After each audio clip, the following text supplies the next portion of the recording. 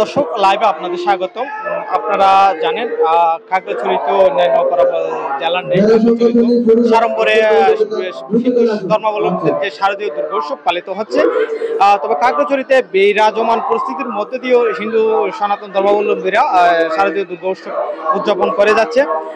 আমি এই যে খাগড়াছড়ির যে বর্তমান যে পরিস্থিতি এবং সার্বিক যে যারা পূজা উদযাপন কমিটিতে যে আমি যে জায়গাটিতে রয়েছে শান্তিনগর গীতাশ্রম মন্দিরের যে পরিষদের যিনি দায়িত্বে রয়েছে, আমি তার কাছ থেকে আমি জানতে চাইবো বর্তমানে যে খাগড়াছড়ির যে বিরাজমান পরিস্থিতি আপনাদের কোনো প্রভাব পড়েছে কিনা ইতিমধ্যে, আর আপনি কিসের দায়িত্ব আছেন একটু পরিচয় দিয়ে বলবেন।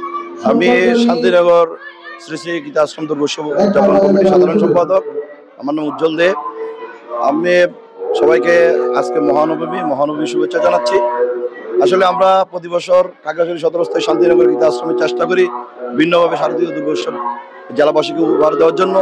এই বছরও আমরা সাড়ম্বরে আমাদের পুজো উদযাপনের জন্য আয়োজন করেছিলাম, কিন্তু অত্যন্ত দুঃখের বিষয় যে আমাদের বর্তমান খাগড়াছড়ি জেলায় যে রাজনৈতিক প্রেক্ষাপট, যে বর্তমান পরিস্থিতিতে আমরা কোনোরকম পূজাটা ভক্ত সমাগমবিহীন আমরা পূজা চালিয়ে নিতে হচ্ছে বিগত দুদিন।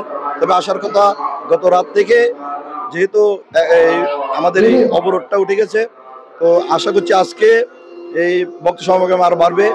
তবে জেলা প্রশাসনকে আহ্বান জানাবো যে যদি 144 ধারাটা উঠিয়ে নেওয়া যেত তাহলে আমাদের ভক্ত সমাগম আরো বেশি হতো। আর আমরা যেহেতু আমাদের এই বাৎসরিক একটা দুর্গা পূজা এবং এইটা তৃতীয় পুজো, এটাকে পেছানোরও সুযোগ নেই। 3 দিনের জন্য মা আসছেন, 3 দিন আমাদের পূজা করতে হবে, সেজন্য আমরা বিগত 2 দিন কোনো রকম চালিয়ে নিয়েছি। আশা করছি আজকে সকলের সহযোগিতা আমরা ভক্ত সমাগমের মাধ্যমে সুন্দরভাবে উদযাপন করতে পারবো। সবাইকে আবারও শারদীয় শুভেচ্ছা জানাচ্ছি। ধন্যবাদ আপনাকে। যেমনটি শুনছিলেন, খাগড়াছড়িতে যে বিরাজমান পরিস্থিতি নিয়ন্ত্রণে যে সাম্প্রদায়িক যাতে কোনো ধরনের সমস্যা সৃষ্টি না হয়, সেক্ষেত্রে খাগড়াছড়ি জেলা প্রশাসনের পক্ষ থেকে 144 ধারা জারি এখনো পর্যন্ত বলবৎ রেখেছেন। তবে অবরোধের যে বিষয়টি উঠে এসেছে ছাত্র জনতার ডাকে, সেই অবরোধকে তারা গত রাত থেকে তারা উঠিয়ে নিয়েছে, মঙ্গলবার রাত থেকে তারা উঠিয়ে নিয়েছে এবং এখনো পর্যন্ত খাগড়াছড়িতে যান চলাচলের যে স্বাভাবিক এবং জনমনে যে স্বস্তি ফিরে এসেছে।